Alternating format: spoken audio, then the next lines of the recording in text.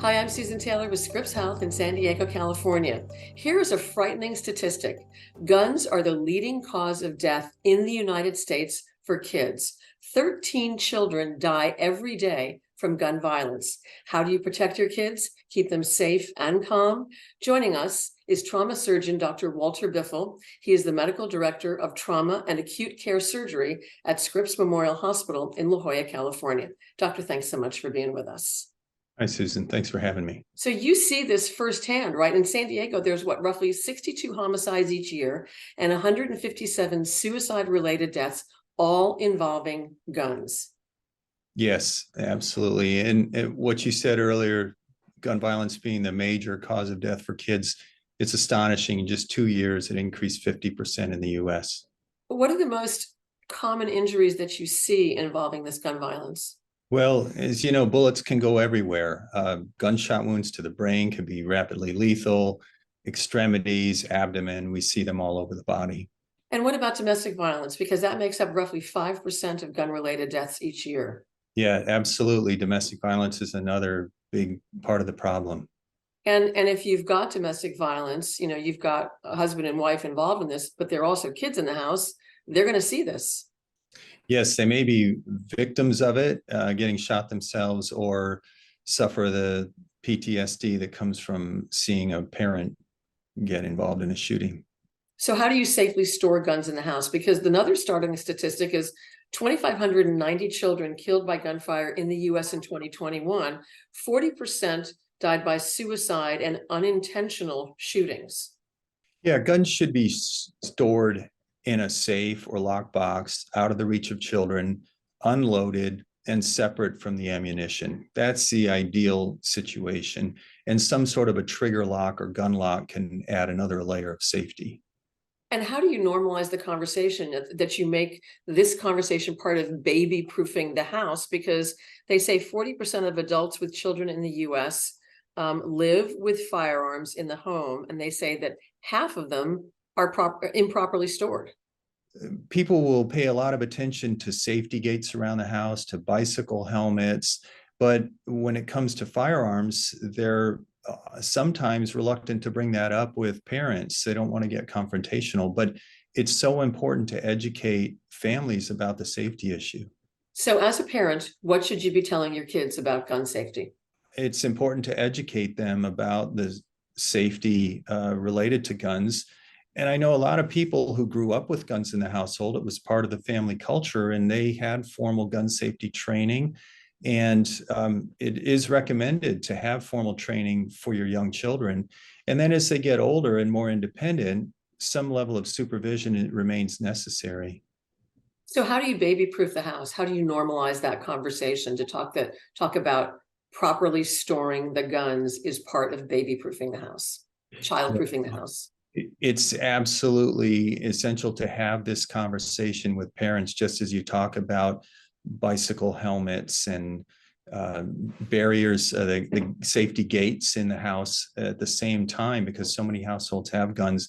It's important to mention to the parents the importance of having a gun unloaded in a lockbox separate from the ammunition, considering trigger locks or gun locks of some sort. And what about engaging your kid's pediatrician to talk about these gun locks? Yes, the pediatricians have actually come out with their own statement from the American Academy of Pediatrics about anticipatory guidance for families, knowing how prevalent guns are in the US. And it's something that should be discussed as a public health imperative with the parents to talk about it. And what if the parents see a gun lying around the home or at a friend's house? Well, that's can be a delicate conversation to have. There are a lot of things that I think people may be reluctant to bring up, but just as people would ask about other safety issues in a home where their child is visiting, it's important to ask if they own guns, how they're stored. It's not something that people should shy away from. So how do you ask somebody if there's an unlocked gun in their house as you drop your child off to either spend the afternoon or maybe spend the night. I mean, this can be an awkward moment. How do you phrase that? Because this should not be a political issue. This is a safety issue. Yeah, and I think that there's a couple ways you could do it to sort of deflect it away from being a personal affront and say, my pediatrician recommends that I ask about guns in the home if my child's going to be here. Or you might say, another parent asked me when their kid came over if I had guns in the house, and I don't, but I thought, well, then maybe that's a reasonable question to ask. So ask it that way. And maybe it's also on the list of questions, your play date questions. Yes, I think so. Is there a swimming pool? Is there a gun? And things like that. And what if the parent says, yes, we do have guns? What should you, as the parent, do? I would want some reassurance that they are stored properly, that is, being locked away from the children. And I'm hoping they'd be honest with me. As a parent, you might decide you want to verify that, or you might say you'd like to take the kids to a park or to your own home or somewhere where you'd feel more comfortable with it. And you're not challenging their right to own the gun, and you're not challenging their parenting skills, because, as we said, this is a safety issue. It's not a political issue. Absolutely not. It's the same as if the kids are going out bike riding, you want them wearing helmets. You want to make sure that your kid is safe. So we see school shootings all too often on the news. Schools hold drills for what's called an active shooter. How do you prepare and help your kids cope with the threat of gun violence, cope with the fear, the anxiety, and the stress? Well, drills are a very important part of injury prevention and preparedness. The school active shooting drills are, I think, important for the teachers to run through. There's been some recent work published suggesting that the anxiety level that it provokes in the kids may not be appropriate to include them. So it's being looked at, but I think that the teachers certainly need to have a plan and drill to that plan. And in the context of school shootings or other gun threats, what is run, hide, and fight? That's the current teaching by the FBI, and you can look at that online. There's a video, but the first option is to look for a way out and run, get away from the shooter. If you don't have a clear path to exit, then hide. And if it's a last resort, to try to fight and subdue the shooter. And what if the kids have experienced trauma related to gun violence? How do we help them deal with that?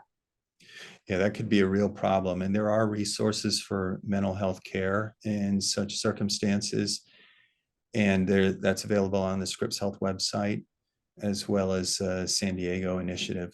The ones on the Scripps website is scripps.org, and then you put in injury prevention. And then for mental health services in San Diego, it's up to sd.org. And so that's UP, the number 2, sd.org. What advice would you give to parents to help them create a safe environment for their kids? It starts with education in the home, whether you're a gun owner or not. I think it's important to educate kids about safety. And the storage of guns is critical. What to do when encountering a gun or a shooter is important to teach the kids. And having the conversation about how to properly lock up the gun, how to properly store it, and make sure that the gun is not loaded with any bullets, that they're in a separate place. Yes, definitely. Any final thoughts, Dr. Biffl? Yeah, I deal with all kinds of traumatic injuries, and gunshot wounds can be a particularly devastating one, and in many cases, we think preventable. So prevention starts with education and preparation in the home, the safe storage of the gun, the ammunition, education of kids and other family members about the storage and use of guns, and what to do when encountering a gun or a shooter. And so you make sure that you lock up the gun, make sure that you unload the gun of any bullets, and the conversation you have with your kids that if they see a gun in somebody else's house, what should they do? Stay away from it, possibly leave the house. Because it's all about saving a life. It's all about saving a life, yes. Dr. Biffl, thanks so much. We appreciate you taking the time to talk to us. Thank you, Susan. if you have any kind of mental health issues and need mental health services, you can go to up2sd.org. That's UP, the number 2 SD.org. And if you are thinking about taking your own life using a gun, please call the Suicide Prevention Hotline 24 hours a day. That phone number is 1-888-724-7240. You are not alone. Want more information about how to talk to your kids about gun violence? Just click on the link or go to scripps.org/videos. Want more critical information about your health? Please subscribe to our Scripps Health YouTube channel and follow us on social media at Scripps Health. At Scripps, we're here for good. I'm Susan Taylor. Thanks for joining us.